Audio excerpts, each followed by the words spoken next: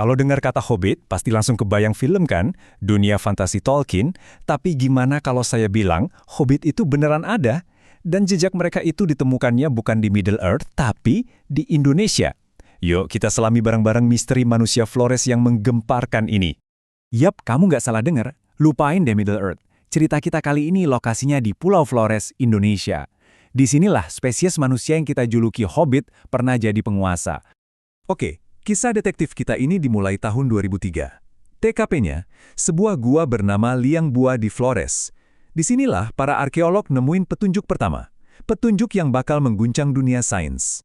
Coba bayangin deh, para peneliti ini nemuin tengkorak ukurannya cuma segede buah jeruk Bali. Tapi pas dilihat lebih deket, loh kok giginya udah gigi orang dewasa? Dari hasil forensik, ketahuan kalau ini tuh kerangka perempuan, umurnya 30 tahunan, tapi tingginya cuma sekitar semeter.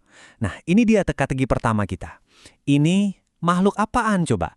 Nah, pertanyaan ini langsung bikin heboh para ilmuwan. Perdebatan sengit pun terjadi. Apa ini cuma manusia modern yang kebetulan sakit?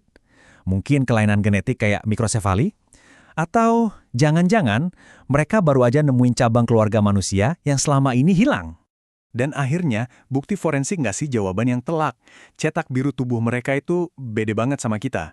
Coba lihat pergelangan tangannya. Strukturnya primitif, lebih mirip punya kera, jadi nggak bisa muter bebas kayak tangan kita. Ini perbedaan fundamental loh. Terus kakinya, gede banget dan rata. Jadi cara jalannya pun pasti aneh, nggak kayak kita. Tambah lagi bahunya yang agak bungkuk ke depan. Jelas, ini bukan manusia modern yang sakit. Ini spesies yang benar-benar baru, Homo floresiensis. Oke, korbannya udah kita identifikasi, sekarang waktunya kita rekonstruksi TKP. Dunia kayak gimana sih yang ditinggali para hobbit ini? Jawabannya ada di ekosistem Pulau Flores zaman purba yang super unik. Nah, buat ngerti dunia mereka, kita harus tahu dulu aturan mainnya. Dan di Flores, aturannya itu namanya aturan pulau. Gampangnya gini, karena mereka terisolasi di pulau dengan sumber daya terbatas, evolusi bekerja dengan cara yang, ya, aneh banget. Dan dunia itu benar-benar kayak kebalik. Spesies besar kayak gajah purba malah jadi kerdil. Jadilah stegodon, gajah yang ukurannya cuma segede sapi. Sebaliknya, hewan-hewan kecil justru jadi raksasa. Bayangin aja, ada tikus segede kucing. Dan ada bangau raksasa setinggi 1,8 meter. Yang katanya sih bisa memangsa bayi hobbit. Gila kan? Oke, sekarang kita masuk ke bagian yang paling bikin pusing dari misteri ini. Badannya kecil, oke, tapi otaknya gimana? Nah, disinilah ceritanya jadi makin-makin menarik. Ukuran otak mereka ternyata cuma 400 cm kubik. Biar ada gambaran, itu tuh setara sama otaknya simpanse. Otak kita, Homo sapiens, ukurannya 3 kali lipat lebih besar. Nah, ini dia pertanyaan kuncinya. Dengan otak sekecil itu, gimana caranya mereka bisa bertahan hidup? Selama ini kan kita mikir otak besar sama dengan pinter. Penemuan ini, wah benar-benar ngejungkir balikin semua asumsi itu. Jawabannya ada di barang bukti yang mereka tinggalin. Ternyata mereka bukan cuma makhluk kecil yang pasrah sama nasib. Mereka itu pemburu yang cerdas. Buktinya? Pertama, mereka bisa bikin alat-alat batu yang tajam dan canggih buat motong daging. Kedua, dan ini yang paling keren, mereka berburu secara berkelompok buat nangkep stegodon. Ingat kan gajah mini itu? Dan ketiga, mereka pakai api. Ada bekas-bekas bakaran di tulang stegodon yang nunjukin kalau mereka memasak makanan mereka. Jadi intinya apa? Homo floresiensis ini ngajarin kita kalau kecerdasan itu jauh lebih rumit dari sekedar ukuran otak. Yang penting itu bukan gedenya, tapi gimana struktur dan koneksi di dalamnya. Setiap kisah detektif pasti punya akhir kan? Nah, buat para hobbit, akhir cerita mereka justru jadi misteri terbesarnya.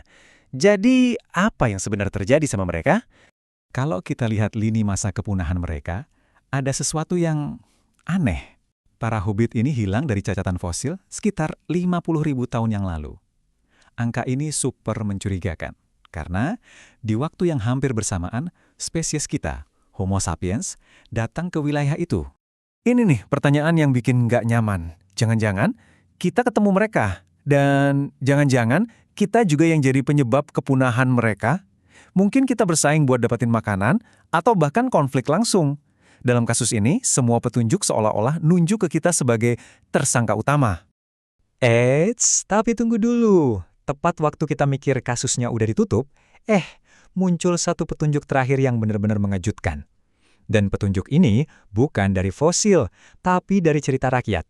Orang-orang lokal di Flores itu punya legenda turun-temurun soal makhluk bernama Ebu Gogo, yang artinya nenek pemakan segalanya. Dengerin deh deskripsinya. Makhluk kecil, berbulu, jalannya bungkuk, ngomong pakai bahasa aneh, dan suka nyuri makanan.